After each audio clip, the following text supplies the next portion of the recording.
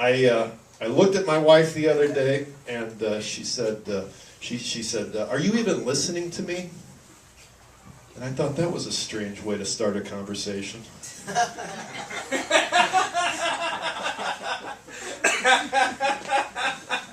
But yeah, I married Doug's. I'm from Cleveland, Ohio. Cleveland is called the mistake by the lake, and for good reason. It actually, the lake caught on fire one time, and that caused the EPA to be formed. So if your city is crappy enough that you have a government agency saying, "You guys, you can't, you screwed it up." But I like to say I rescued my wife from Cleveland because she was dating a guy named Bruce Cobbledick. Seriously, Cobbledick was his last name. It's a Cleveland name, and I got 3 kids. I got a daughter. Her name is Nikki. And so I said, "Nikki, you be nice to me, because if it wasn't for me, your name would be Nick Cobbledick." My name really is Mario. It's not my porn name. Divorce is like the most amazing thing. It's actually benefited my life. And just to clarify, it's like I've never been married, no kids. It's just the fact that like all my friends have started to actually become available to hang out. And the weird thing too is like they're asking me like, "Oh my God, like what do I do? I don't know how to date anymore." I'm like, "Dude, I'm the one that's never been married. Why are you asking me?" I don't know, man. I feel like we're close enough. I keep my porn in categories. You know, I got the Japanese playlist. Helps me keep culturally diverse. I got the big tits. That was kind of a classic, you know. And I got another one where people eat food. I don't jerk off to that one. I just put it on the background so I don't have to eat alone. Sad person, guys. I feel, like I said, we probably built a good rapport. You guys ever get so depressed that you write down the pros and cons of killing yourself, then you look at the list and the pros actually outweigh the cons? Yeah, because what are the cons, you know? Like, your family's going to miss you, friends are going to miss you. You can roll that shit up in one. It's like, what are the pros? You know, you don't have to work anymore. You don't have to worry about money. You don't have to worry about World War III. And personally, I don't have to worry about writing a punchline for that shitty joke. Yeah, man. You still feel like you want to go there? Okay, if you're not convinced, let's think about one plant for a second. Okay? Plants that live there don't even want to live there. Okay? The tumbleweed. What is a tumbleweed if you really think about it? Okay?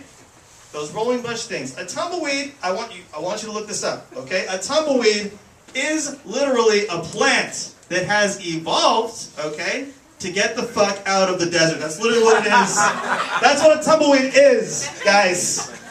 Okay?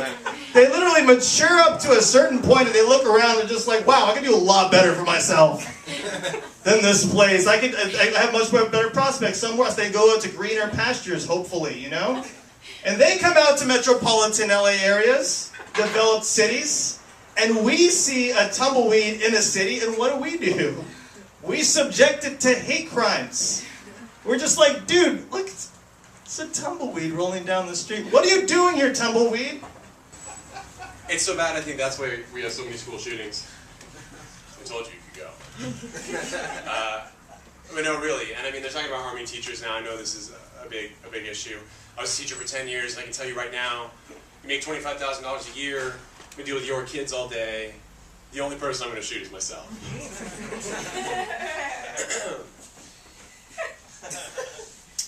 But the gun debate rages on. I was watching Fox News the other day, because I don't value my time.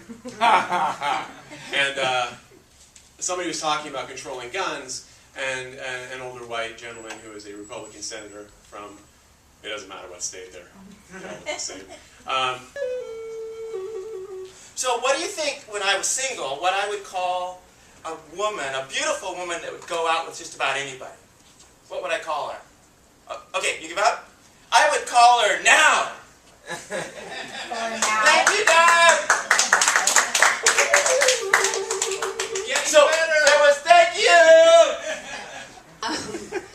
But Ken taught me what it's like to pull up a guy's pants and feel disappointed. Yeah, when I was little, I wasn't a fan of anything musical, so I personally, like, hated Disney. I did, however, like Ursula, because she made that girl Ariel shut the fuck up. I think it's pretty clear that The Little Mermaid was definitely written by a guy, because only a guy would take away a woman's voice and then replace it with a vagina. Thank you. Like, some people sometimes don't get it, you know. I think Cinderella is, like, totally stupid, you know, because if some prince came to my doorstep with a shoe that's been all over town, I'd be like, excuse me, like, are you gonna disinfect that before I put my foot into it? And, like, I spent hours with you last night. Obviously, you couldn't remember my face. Alright, can anyone give me a topic to work off of? Anybody want the topic comedy, geeky topics, regular topics? Cage fighting. Cage fighting! Thank you. That might seem random, but Dave knows that I actually did 13 cage fights in front of a crowd. Wait, you do 13? I've had in my life 14 cage fights in front of a crowd. Oh. And I've got a sterling record of 1 in 13.